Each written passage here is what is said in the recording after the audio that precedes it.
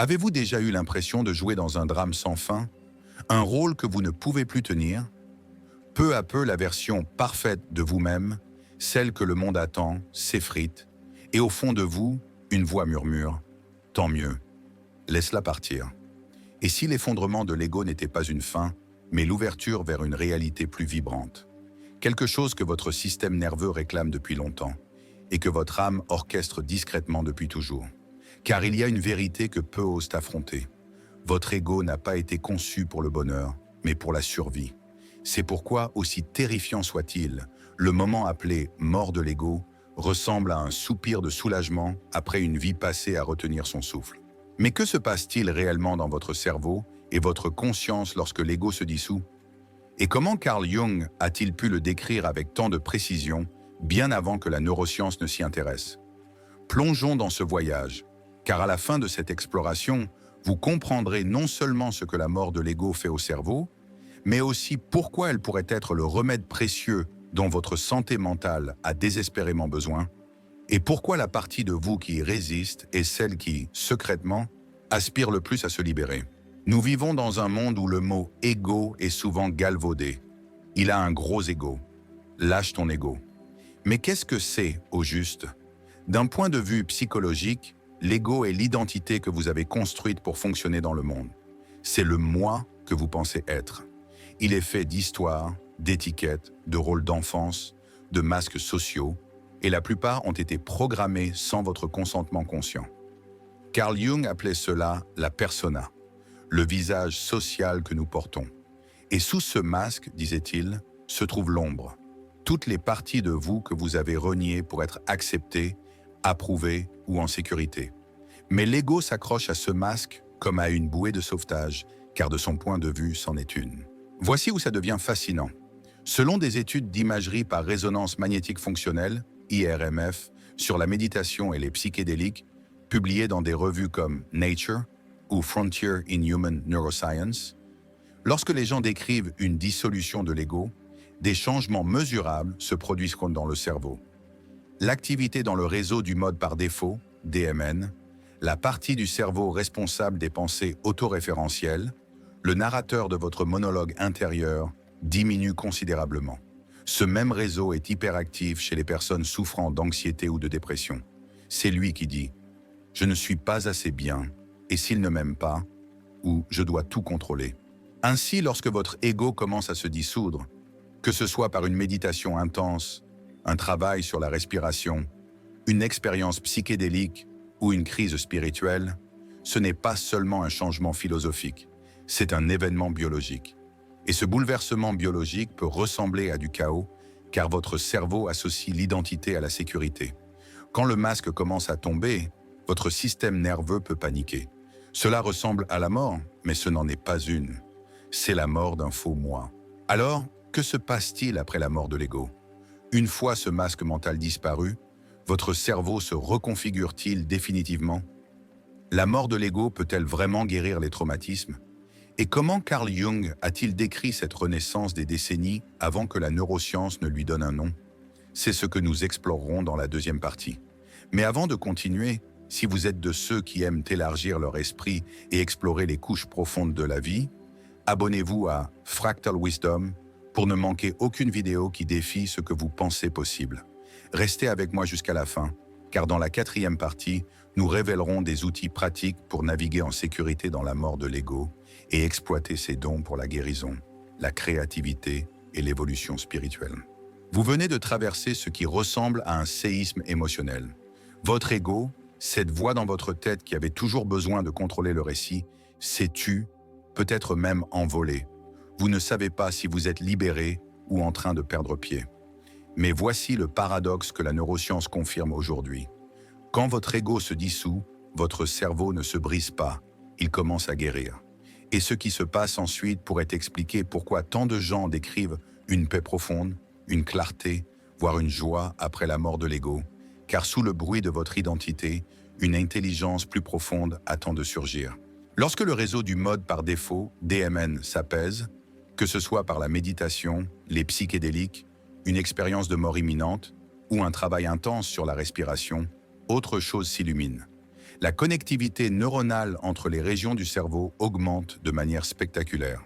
Les chercheurs de l'Imperial College de Londres appellent cela une activité cérébrale anthropique.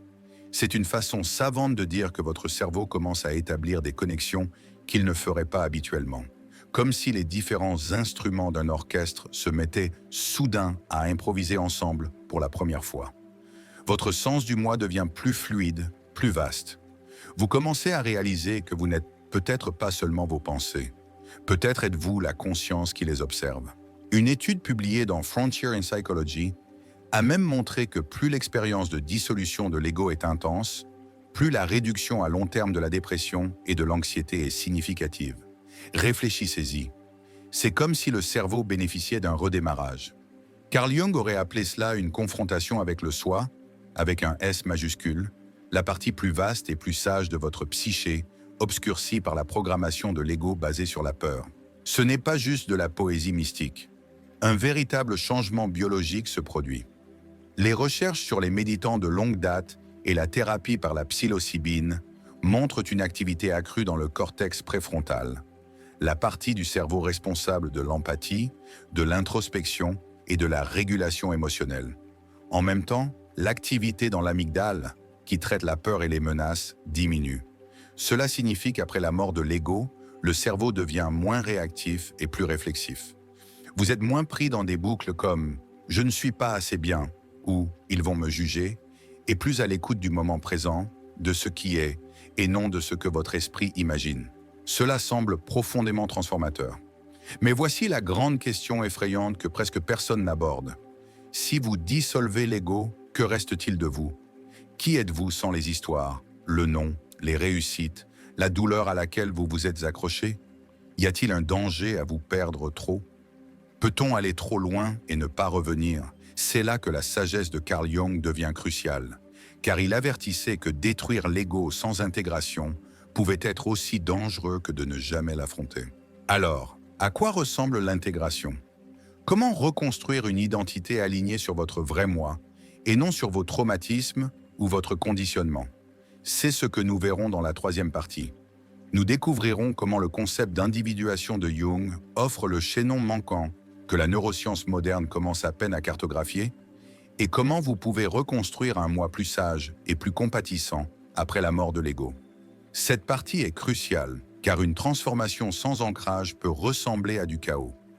Si vous vous êtes déjà senti perdu dans votre éveil spirituel ou votre cheminement vers la santé mentale, cette prochaine étape pourrait vous aider à y voir plus clair.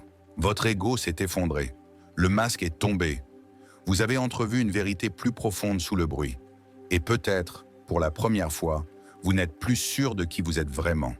Cela peut être terrifiant, non parce que c'est mauvais, mais parce que c'est inconnu, comme se réveiller dans une maison où vous avez toujours vécu, mais remarquer soudain que toutes les murs sont d'une couleur différente et qu'aucune porte n'est à sa place. Alors la question est, et maintenant? Si l'ego n'était jamais le vrai vous, mais qu'il vous a aidé à survivre, comment revenir au monde après la mort de l'ego, non pas en tant qu'ancien moi, mais en tant que quelque chose de plus complet, plus aligné, plus vivant? Carl Jung appelait ce voyage le processus d'individuation, et le comprendre peut faire la différence entre la guérison et la fragmentation. Jung n'était pas seulement un psychologue, c'était un mystique en blouse blanche. Il croyait que la psyché humaine n'est pas brisée par nature, mais composée de couches. Et en retirant ces couches, on ne trouve pas le vide, mais du sens.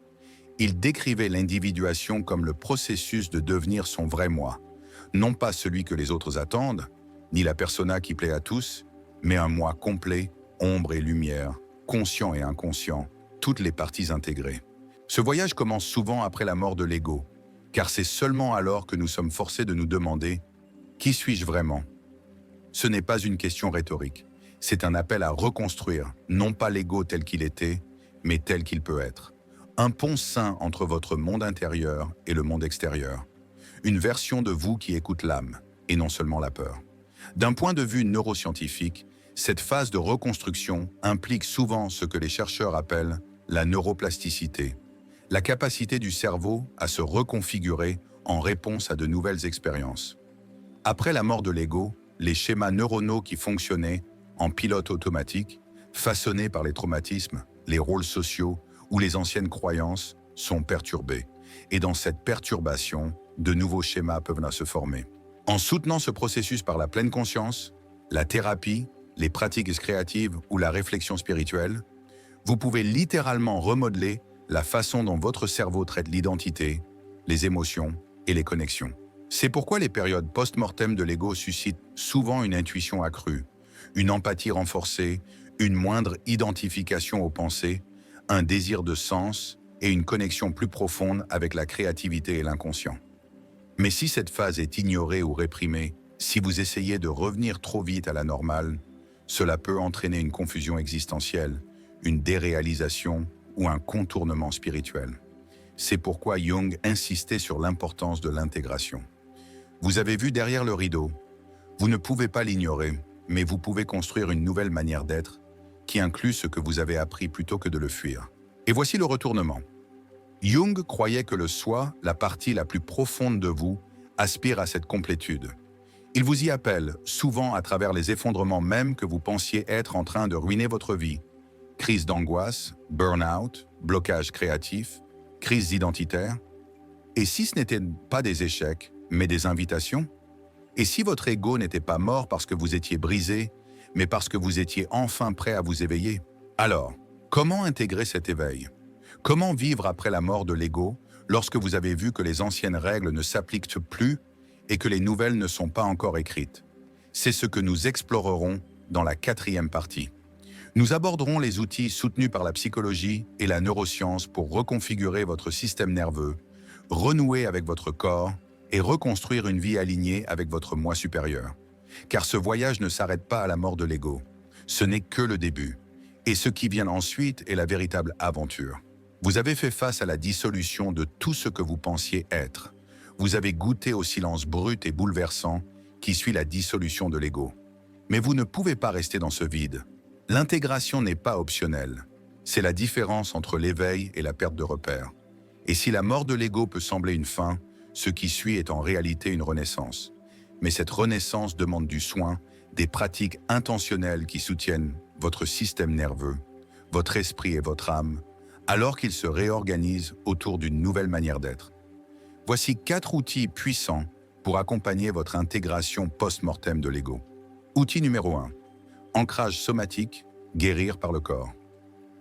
Soyons clairs, le traumatisme n'est pas dans vos pensées, il est dans votre système nerveux.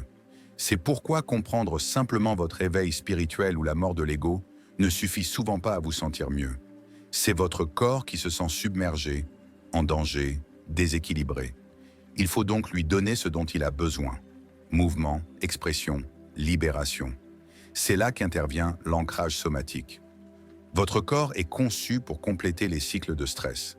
Mais notre monde moderne nous apprend à tout réprimer, à rester immobile, à paraître calme, à être poli. En revanche, dans la nature, les animaux tremblent après un traumatisme. Ils frémissent, s'étirent, grognent, ils libèrent.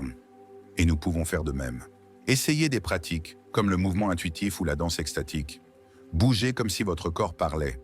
Secouez-vous pendant 2 à 3 minutes. Littéralement, laissez tout se relâcher. Pratiquez des exercices de respiration, comme la méthode Wim Hof ou la respiration carrée pour réguler votre nerf vague. Sautez sur un trampoline. Prenez une douche froide ou un bain de glace pour réinitialiser votre système. Étirez-vous en émettant des sons. Gémissez, soupirez, fredonnez, libérez l'énergie bloquée. Chantez ou pratiquez le chant vibratoire, car les vibrations vocales stimulent le système nerveux parasympathique. Marchez pieds nus dans la nature. Frappez un coussin, visitez une salle de défoulement. Oui, ça compte aussi. Ces pratiques fonctionnent parce que votre système nerveux parle le langage des sensations, pas celui de la logique. En permettant à votre corps de compléter physiquement les cycles de stress, vous dites à votre cerveau « Nous sommes en sécurité maintenant ». Et c'est seulement alors que vous pouvez vraiment commencer à reconstruire. Outil numéro 2. Journal de travail sur l'ombre. Donnez la parole à l'invisible. Vous pourriez être tenté de rester dans la lumière maintenant que vous avez vu à travers l'ego, mais la véritable croissance implique de faire face à ce qui se cache encore dans l'obscurité. C'est là qu'intervient le travail sur l'ombre. Jung enseignait que l'ombre est tout ce que vous rejetez ou réprimez. Votre jalousie, vos besoins de contrôle, votre honte, vos désirs. Mais ces parties ne sont pas mauvaises. Elles sont juste incomprises. Et tant que vous ne les écoutez pas, elles dirigeront votre vie inconsciemment. Commencez avec des questions simples. Quelle partie de moi est-ce que je juge ou cache secrètement? Si j'étais totalement honnête aujourd'hui, j'admettrais: de quoi ai-je du ressentiment? Et que protège ce ressentiment? Qu'est-ce qui me met mal à l'aise chez les autres et que je n'assume peut-être pas en moi? Quelle émotion ai-je eu peur de ressentir cette semaine? Si écrire dans un journal vous semble difficile, ne forcez pas. Certains d'entre nous sont plus à l'aise à l'oral. Essayez d'enregistrer vos pensées à voix haute, comme si vous aviez une conversation avec votre monde intérieur. L'objectif n'est pas de réparer quoi que ce soit, c'est de le reconnaître, car ce que vous pouvez nommer, vous pouvez l'intégrer. Ce que vous évitez gagne en force dans l'ombre. Outil numéro 3. Conscience archétypale. Rencontrez vos personnages intérieurs. Celui-ci est puissant et souvent négligé. Carl Jung croyait que votre psyché est composée d'archétypes, des énergies universelles ou des schémas qui apparaissent comme dans toutes les cultures, mythes et rêves. Ce ne sont pas juste des histoires, ce sont des forces vivantes en vous. Après la mort de l'ego, ces archétypes émergent souvent plus clairement, car l'ego ne les réprime plus. Vous pourriez ressentir l'enfant intérieur qui réclame protection ou jeu, le guerrier qui vous pousse à reprendre votre pouvoir, le mystique qui vous invite à faire confiance à l'inconnu, le soignant qui vous encourage à vous adoucir et à servir, le trickster qui vous tente de vous auto-saboter ou de rire de l'absurde, le sage qui murmure des vérités dans le silence. Au lieu de les combattre, commencez à dialoguer avec ces énergies intérieures. Demandez-vous: quel archétype dirige le spectacle aujourd'hui? De quoi a-t-il besoin? Quelle vérité me montre-t-il? Quand vous comprenez que vous n'êtes pas un moi statique, mais un ensemble évolutif de personnages intérieurs, la vie devient plus spacieuse et l'autocompassion devient plus facile. Outil numéro 4. Connexion consciente. Guérir par des miroirs humains sécurisants. Après la mort de l'ego, votre monde intérieur est grand ouvert. Vous êtes brut, redéfini, plus perceptif que jamais, mais aussi plus vulnérable. C'est pourquoi la connexion consciente est l'un des outils les plus sous-estimés, mais les plus puissants pour l'intégration. Voici le paradoxe. La mort de l'ego nous pousse souvent vers la solitude, mais la guérison ne se fait pas dans l'isolement. Elle se fait dans la relation. Nos systèmes nerveux sont co-régulateurs. Lorsque nous sommes entourés de personnes sûres, attentives et ancrées, nos corps commencent à refléter cette stabilité. En neurosciences, cela est lié à la théorie polyvagale, notamment au rôle de l'état vagal ventral, qui favorise le calme, la connexion et l'engagement social. Cela signifie que les bonnes relations peuvent littéralement aider à reconfigurer votre système nerveux après la mort de l'ego. Il ne s'agit pas de déverser vos révélations sur n'importe qui. Il s'agit de choisir des espaces intentionnels où votre moi émergent peut être vu, accepté et reflété avec compassion. Voici quelques façons de le pratiquer. Des conversations ouvertes avec quelqu'un qui comprend, non pas pour vous réparer, mais pour vous témoigner. Des espaces communautaires conscients comme des cercles de soutien, des groupes d'intégration, des sanghas spirituels ou des cercles thérapeutiques. Travaillez avec un coach ou un thérapeute formé au traumatisme et familier avec l'éveil. Même avoir une seule personne à qui vous pouvez envoyer un message pour dire « Je me sens différent. Puis-je partager ce qui se passe ?» Car lorsque votre ego se dissout, vous pouvez avoir l'impression que plus personne ne vous voit, pas même vous. Mais être accueilli dans une connexion aimante vous rappelle que vous ne disparaissez pas, vous émergez. Être rencontré par un autre humain alors que vous êtes encore en train de vous former, c'est un remède. Si vous avez vécu la mort de l'ego, ou même de simples aperçus de celle-ci, vous n'êtes pas brisé. Vous êtes dans un entre-deux sacré, et il est normal de ne pas avoir toutes les réponses maintenant. Ce qui compte, c'est ceci. Vous n'avez pas à redevenir celui que vous étiez. Vous pouvez reconstruire avec intention, vérité et douceur. Ces outils ne sont pas de simples pratiques. Ce sont des cordes de secours vers votre corps, votre intuition, votre vrai moi. Alors, j'aimerais avoir votre avis. Quelle partie de votre ego avez-vous dû lâcher récemment? Ou peut-être êtes-vous en plein dedans, entre deux histoires, entre deux identités, entre celui que vous étiez et celui que vous devenez. Cet espace est fait pour une vraie conversation, pas besoin de masque. Et si vous avez trouvé cette exploration guérissante ou révélatrice, abonnez-vous à Fractal Wisdom. Ce canal est là pour soutenir votre expansion mentale, émotionnelle et spirituelle, avec des outils qui vous rencontrent là où vous êtes. D'autres contenus arrivent, et vous ne voudrez pas manquer la suite. Vous n'êtes pas seul sur ce chemin. Nous le parcourons ensemble.